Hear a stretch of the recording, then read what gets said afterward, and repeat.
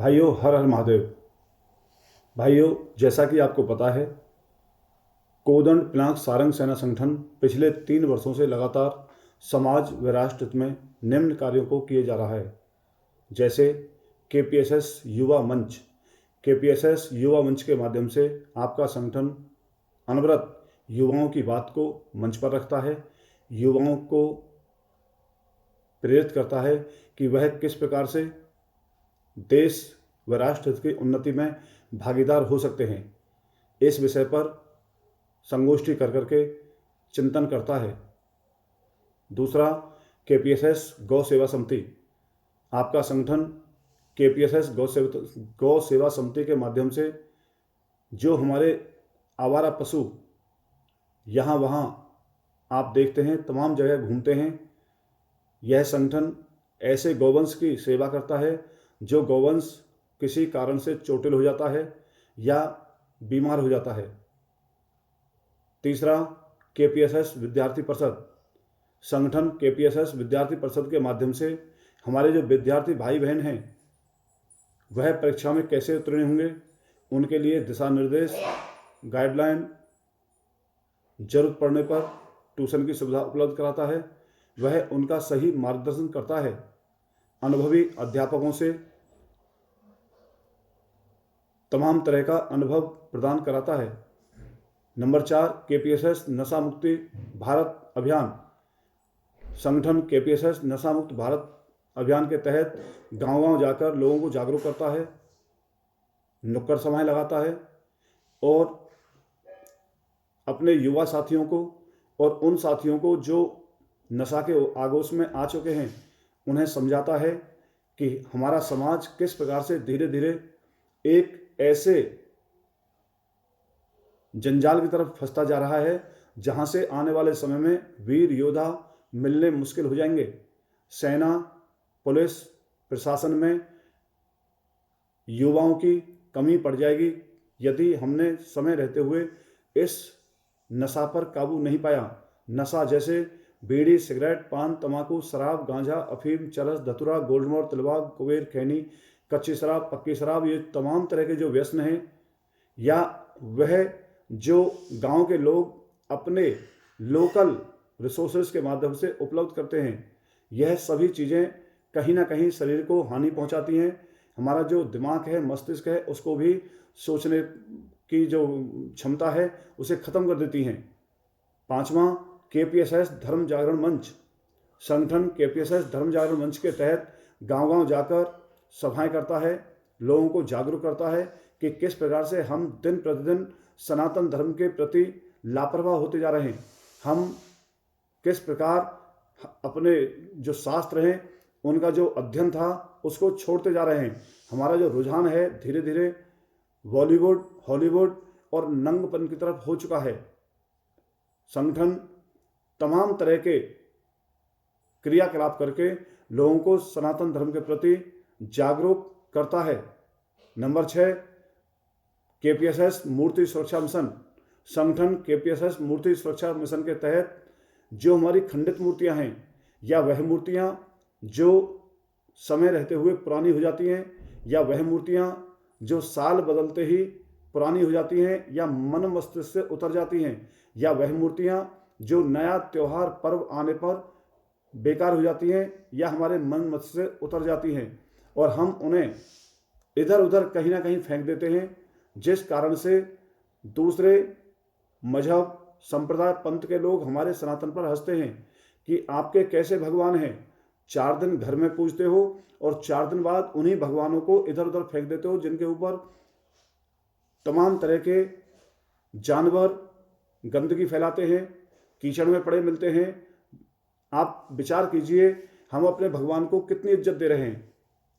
हमने अपने भगवानों को हर जगह छाप रखा है, यहाँ तक कि जो इश्तिहार है, इश्तिहार का माध्यम भगवान कर लिए, बीड़ी सिगरेट है उसके ऊपर भगवान कर लिए, खैनी है, सुरती है, खाने पीने की वस्तुएं हैं जैसे दूध हो गया, बिस्किट हो गए या कोई अन्य चीज़ हो गई उस पर भगवान छाप दिए। शादी के कार्ड थे, अब कुछ चलन कम हो गया है, किसी समय पर शादी के कार्डों पर भगवान छापते थे। यहाँ तक कि हमने भगवान को निम्न से निम्न जगह पर भी छापा है। इसी कारण से हमारे जो मूर्तियां हैं, जो तस्वीरें हैं, भगवान के जो छाया चित्र हैं, आप देखते होंगे इधर उधर गंदगी में पड़े मिल जाते हैं। तो मैं आप सबसे हाथ जोड़ के निवेदन करूंगा कि हम सबका ये दायित्व है कि हम अपने भगवानों की कद्र करें, अपनी मूर्तियों की कद्र करें और विचार करें, यदि कण कण में भगवान है तो मूर्ति पूजा क्यों? यदि मूर्ति पूजा तो फिर मूर्ति की बेइज्जती क्यों? फिर भगवान की बेइज्जती क्यों? अरे भाइयों, जब मूर्ति की पूजा हम कर रहे हैं तो मूर्ति को संभाल के रखने की जिम्मेदारी भी हमारी ही है। दूसरे मजहब के लोग, दूसरे संप्रदाय के लोग कभी भी हमारी मूर्ति की इज्जत नहीं करेंगे। इसलिए आपके आसपास कहीं भी कोई भी कैसी भी मूर्ति मिलती है जिसके ऊपर भगवान का छाया चित्र हो, तो आप उस मूर्ति को वहां से उठाएं और यथा जगह विधि विधान के द्वारा उसका क्रियाक्रम करें, विसर्जन करें, भूमिगत कर दें। कुछ ना कर सकें तो अग्नि के हवाले करके उस छाया चित्र को खत्म करें। अगर वो छाया चित्र जीवित रहेगा, इधर उधर पड़ा मिलेगा, तो फिर उसके ऊपर गंदगी होगी और लोग उस पर हंसेंगे। 7वां, केपीएसएस नारी सुरक्षा अभियान। संगठन केपीएसएस नारी सुरक्षा अभियान के तहत हमारा जो बहन बेटी हैं उनको समझाते हैं, जैसे कि लव जिहाद। आज हमारे समाज में एक बहुत बुरी बीमारी लव जिहाद की चल चुकी है, जो कि दूसरे मजहब के लोग अपना नाम बदल के, हाथ में कलावा बांधकर, गले में भगवान की तस्वीर डाल के, माथे पर तिलक लगा के, और संभवतः देखा गया है कि सिर पर चोटी भी रख लेते हैं और हमारी बहन बेटियों से झूठा नाम रख के प्यार का खेल रचाते हैं। और जैसे हमारी बहन बेटी उसके प्यार के जाल में फंस जाती है, फिर उसके बाद में वह मजहब बदलने के लिए, धर्म बदलने के लिए दबाव डालते हैं। जब लड़की नहीं मानती है तो उसकी लाश सूटकेस में पड़ी मिलती है। तो ऐसे हम नुक्कड़ सभाएं करके स्कूलों में, कॉलेजों में जाके अपनी बहन बेटियों को समझाते हैं कि हमारा समाज, हमारा सनातन धर्म किस प्रकार से दिन प्रतिदिन कम होता जा रहा है, घटता जा रहा है और क्षीण होता जा रहा है। यदि हम लव जिहाद पे काबू नहीं पाएंगे तो बहुत निकट हमारी तरफ एक बहुत बड़ी समस्या चलती आ रही है, जिसमें एक बहुत बड़ा योगदान लव जिहाद का भी है। तो भाइयों, मेरा आप सबसे निवेदन है, हाथ जोड़ के निवेदन है कि हम सब का ये दायित्व है कि अपनी बहन बेटियों को लव जिहाद के प्रति जागरूक करें। उनको बताएं कि शत्रु हमसे 1000 गुना चालाक है। लव जिहाद में वो वहां सोच रहा है जहां हम और आप नहीं सोच रहे। आपका हमारा शत्रु जनसंख्या के दम पर सत्ता परिवर्तन करना चाहता है, और सत्ता परिवर्तन का एकमात्र साधन है लोकतंत्र। लोकतंत्र में जिसके पास जनबल होगा, जिसके पास जनसंख्या होगी, सत्ता उसी की होगी। और इसी को ध्यान में रख के हमारा जो शत्रु है, हमारा जो विधर्मी है, हमारा जो जिहादी भाई है, वह यही खेल खेल के सत्ता हथियाना चाहता है। नंबर 8, केपीएसएस एक हाथ गरीबों के साथ।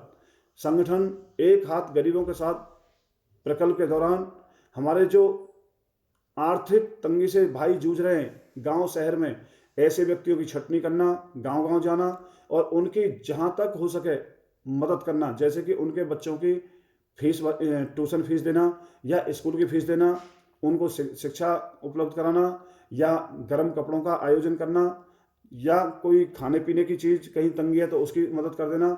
मतलब जितना हो सकता है उस प्रकार की मदद संगठन करता है। यदि कोई बहुत ज़्यादा असहाय और आर्थिक तंगी से जूझ रहा है तो उसके लिए छत का प्रबंध भी करना। 8वां, केपीएसएस पर्यावरण संरक्षण मिशन।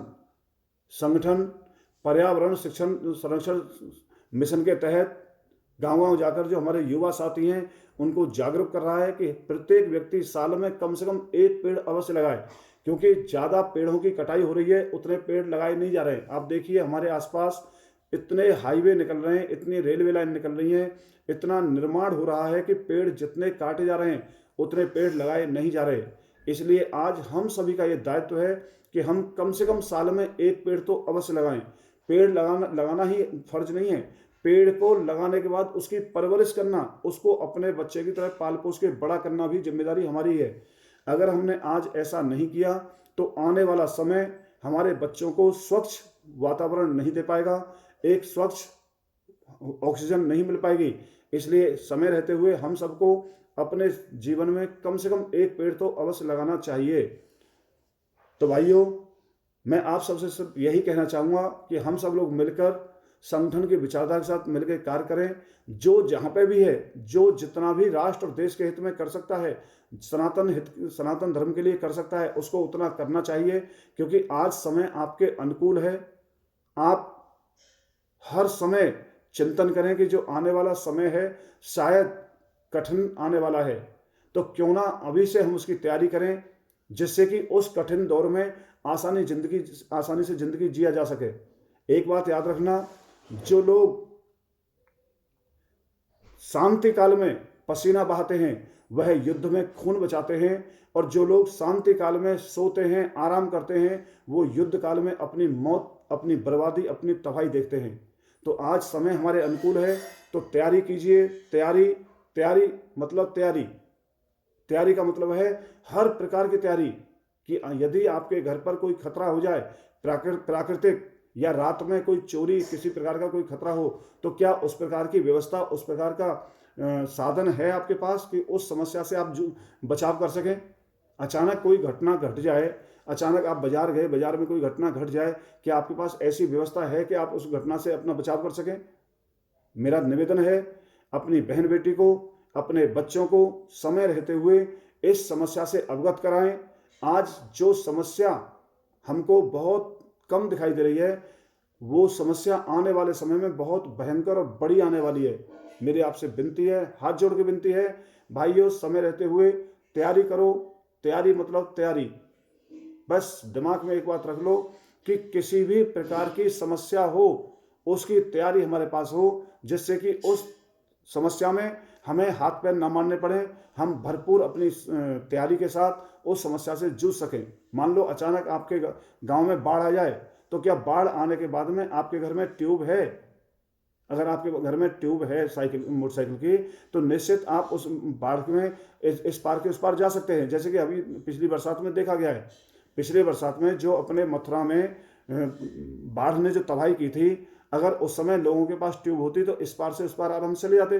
तो इसी को मिसाल समझ के अब सारी समस्याओं का स्वयं चिंतन करें, वर्तमान परिस्थितियों पर नजर रखें, आसपास के राज्यों पर नजर दौड़ाओ और स्थितियों को समझो। वो चेतावनी देती है कि आने वाली समस्या कौन सी आने वाली है। तो जो समस्या आने वाली है उस समस्या का बारीक चिंतन करो, उस प्रकार के साधन, उस प्रकार की व्यवस्था अपने पास रखो, आपस में मेल मिलाप रखो, एक दूसरे के साथ रहो। याद रखना, दुनिया में यदि कहीं भगवान है तो भगवान केवल ताकत के साथ है, केवल शक्ति के साथ है। निर्धन के साथ कभी भगवान नहीं रहते। जो निर्धन है, असहाय है, कमजोर है, हमेशा वो मार झेलता है, वो पिटता है, अपनी बर्बादी देखता है। और जो ताकतवर है, जो शक्तिशाली है, वो हमेशा सुख से जीवन बिताता है।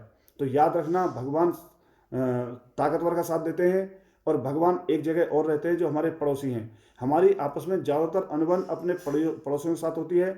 तो मेरी विनती है, जो हमारे पड़ोसी हैं, जो हमारे घर के आसपास जो लोग रहते हैं, उनसे मित्रवत व्यवहार कीजिए, उनसे भाईचारा बना के रखिए। क्योंकि समस्या आने पर सबसे पहले आपकी मदद के लिए आएंगे तो आपके केवल पड़ोसी आएंगे। जो दूर के रिश्तेदार हैं, जिनके नंबर आपके मोबाइल में सेव हैं, वो आपको ढूंढने से नहीं मिलेंगे। तो मेरी विनती है, अपने पड़ोसी को पड़ोसी न मान के अपना भाई, अपने परिवार का रूप व्यक्ति मानिए, और उसके साथ वैसा व्यवहार कीजिए जैसा हम अपने परिवार के लोगों के साथ करते हैं। भाइयों, स्थिति गंभीर आने वाली है। ये आज का चिंतन है, आज का समय की मांग है कि हम अपने देश को, अपने सनातन को बचाने के लिए मिलके काम करें, कदम से कदम मिला के चलें। आज से एक नारा रखो, हमसे जुड़िए और मुस्कुराइए। हर व्यक्ति आपस में कीजिए कि हमारे साथ जुड़ो, हमारे साथ रहो, और आपस में एक दूसरे के साथ मित्रवत व्यवहार रखो। भाइयों, एक चीज और याद रखना, और आपको भी बोलना है, विजय मिले या वीर गति, सब महादेव के नाम, जीते जी रण छोड़ के जाना, वीरों का नहीं काम।